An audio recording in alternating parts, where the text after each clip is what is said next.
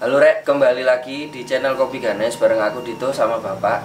Ini masih edisi spesial Suroan. Jadi kan Suroan itu kan identik dengan ritual atau proses pembersihan benda pusaka ya, terutama keris. Ini nanti kita mau bahas lebih dalam sebenarnya gimana sih proses-prosesnya itu, monggo Pak. Ya, jadi kebiasaan kita pada saat bulan Suro ini saat yang baik untuk membersihkan pusaka. Jadi kalau pusaka-pusaka yang sudah bersih, ya tapi kebiasaan kita itu tiap saat itu pusaka itu diputihkan, terus kemudian diwarangi lagi untuk mengeluarkan pamornya. Diwarangi itu sebetulnya itu yang banyak juga salah arti. Warangan itu kan arsenikum. Nah, kalau dulu sering saya mendengar bahwa keris itu hati-hati loh, keris itu beracun karena dikasih racun. Padahal sebetulnya warangan itu membuat lapisan, istilahnya patina buatan, supaya keris itu tahan, tidak berkarat. Jadi intinya warangan itu kalau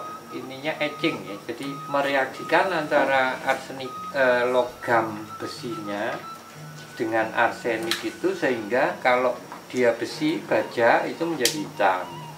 Nah yang pamornya biasanya kan dari bahan nikel.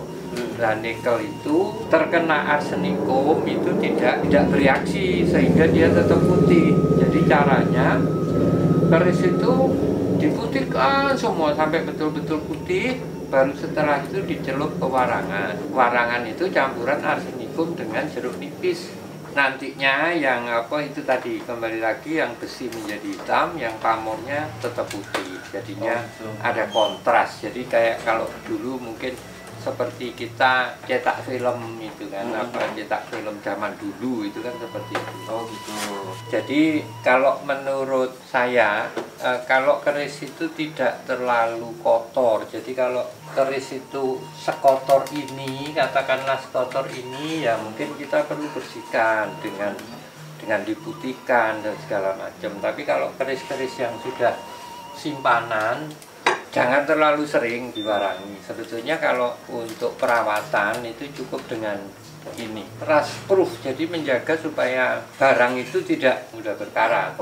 Dan saya memakai ini sudah 3 tahun belakangan ini, terbukti setelah beberapa tahun itu pusaka itu tetap kondisinya bersih. Kalau dia kondisinya tidak terlalu parah, Cukup pakai ini aja cukup ya. pakai ini aja untuk perawatannya itu.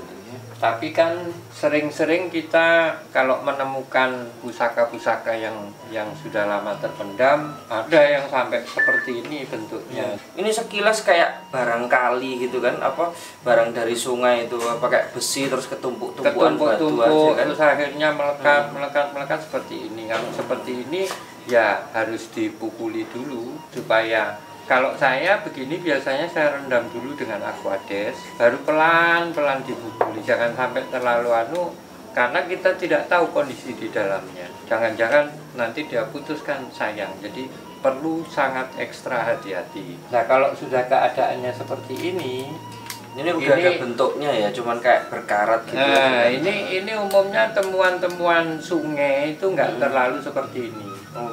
Jadi sedimen ya, sedimennya nggak terlalu tebal, biasanya juga hanya beberapa 0, sekian mili lah. Itu supaya untuk mempermudah saya menggunakan palu kecil yang terbuat dari aluminium, biasanya itu di tukang-tukang cincin itu, supaya kalau aluminium terhadap besi ini kan nggak melukai. Jadi kita aluminium itu lebih lunak daripada besi. Sehingga pada saat kita pukulkan ke sedimennya ini lepas setelah kondisinya itu sudah seperti ini. Jadi terutama kan kita mengeluarkan garis-garis yang dibuat empu dulu, itu ada garis sogokan, ada garis pijetan, ada garis gonjo, ini supaya kelihatan. Nah untuk yang seperti ini saya mendapatkan ilmunya malah dari orang Jerman. Nah itu menggunakan dolomit itu karena tidak mengandung silika. Di sini kita mengenalnya sebagai kapur pertanian. Dia tidak asam, Jadi kebalikan dari cara-cara kita yang menggunakan jeruk, biasanya jeruk nipis atau air kelapa itu cenderung ke asam. Tapi kalau menggunakan ini malah dia posisinya basah. Nah, basah itu tidak merusak logam. Nah, ini kita sebetulnya dolomit itu kita fungsikan untuk amplas, tapi dia tidak sampai merusakkan apa yang kita kenal tadi. Sebetulnya benda-benda temuan itu sudah mempunyai patina yang dibuat oleh alam. Patina itu apa? Patina itu sebetulnya bahasanya itu karat besi, tetapi karena dia itu kondisinya sudah lama, itu akhirnya dia malah melapisi besi itu, sehingga malah ya sama prinsipnya. Patina itu sebetulnya sama dengan warangan itu adalah patina buatan. Tapi kalau yang patina alami ini sebetulnya sudah ya dibuat oleh alam. Nah, terutama benda-benda pusaka yang lama ini karena belum mengenal pamor. Iya. Itu kan nggak perlu diputihkan dulu kemudian diwarangi, karena cara pewarangan tadi kan hanya untuk membuat supaya pamornya keluar. Biasanya kalau barang-barang lama begini istilahnya itu kelengan, jadi nggak perlu banget diputihkan karena tidak perlu kita melihat pamornya. Dan sering terjadi begitu kita putihkan tuh malah bolong-bolong. Oh, bolong. Jadi kroposnya ya? Jadi muncul, jadi kelihatan rusaknya, jadi sayang. Mendingan kita jaga supaya kondisinya utuh. Toh barang ini sudah terbukti utuh sekian lama terpendam. Jadi ya sudah, yang penting kita rawat lagi. Ya kalau itu campurannya tadi dolomit dan kemudian aquades, terus sama spiritus. Jadi pertama-tama kita ini sebetulnya harus mencari dolomit yang mesnya udah halus banget ya, kira-kira 1000 mes dan sebagainya. Tapi karena ya untuk penghematan dan sebagainya kita mempergunakan dolomit yang dipakai orang-orang untuk kapur pertanian. Ini berarti carinya di toko pertanian. Nah, di toko pertanian banyak dolomit itu. Jadi kita pertama-tama sedikit aja karena ini nggak perlu terlalu banyak. Dan kemudian kita tambahkan aquades. Ya. Kita pergunakan aquades. Nah, setelah itu baru kita haluskan, tumbuk sampai halus. Kalau sudah halus seperti ini baru kita tambahkan spiritus. Spiritus ini fungsinya untuk apa? Spiritus untuk dia supaya cepat kering. Oke. Supaya cepat kering, kita tambahkan spiritus. Sekarang kita coba, kalau kondisi pusakanya seperti ini, jadi karatnya sudah banyak begini, kita oleskan sampai merata. Ini formula ini penting sekali dipakai untuk pusaka-pusaka seperti ini. Jadi dia gabungan antara perunggu dengan musiaji, supaya perunggunya tidak terpengaruh. Nah, setelah itu kita sikat aja. Nah, kelihatan bahwa ininya kan langsung bereaksi. Jadi karat itu langsung ikut di dalam campuran tadi antara dolomit, aquades dengan spiritus. Ini kita sikat terus sampai dia bisa mengalahkan karatnya.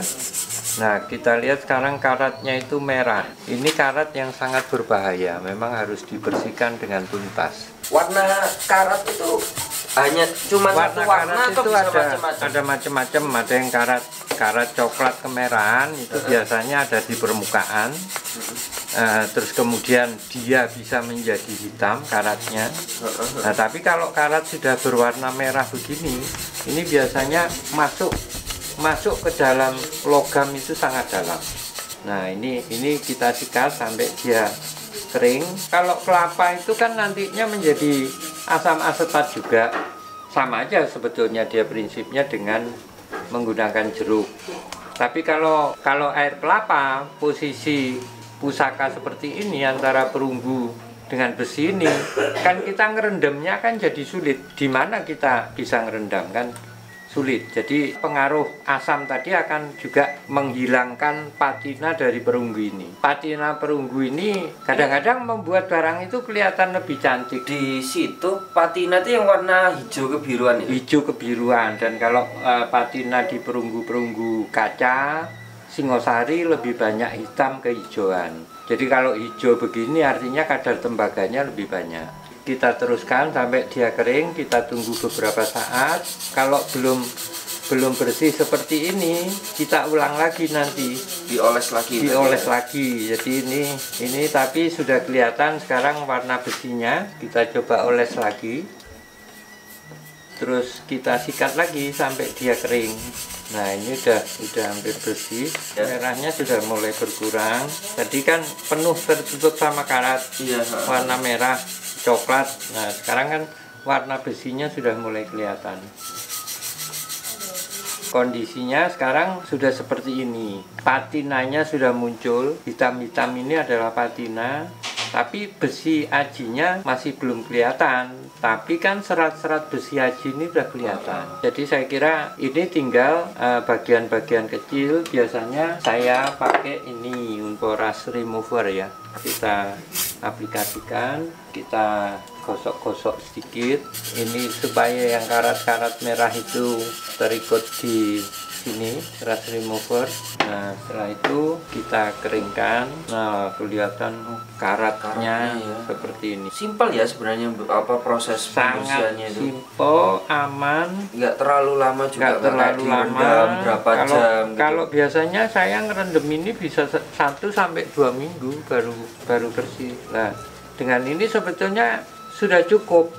Pembersihan pusaka-pusaka lama itu cukup di sini, karena ini udah kelihatan bahwa besinya ini mono, tidak ada. Ya kalau bahasa kita biasanya di sini tuh besi kelengan kalau pusaka-pusaka lama. Setelah ini nanti kering, udah kelihatan besinya, jadi penampilannya sudah lebih bagus daripada yang ini. Ini ada bekas-bekas. Jadi kalau kondisi sudah ini sudah aman. Kita tinggal memberi pelapis lagi. Ini micro crystalline wax. Biasanya teman-teman yang suka mancing di pantai, di air asin itu peralatan pancingnya juga dilapisi ini supaya tidak mudah berkarat. Kita lapisi dengan itu. Jadi crystalline wax ini untuk ngelapisi ya, untuk pelapis.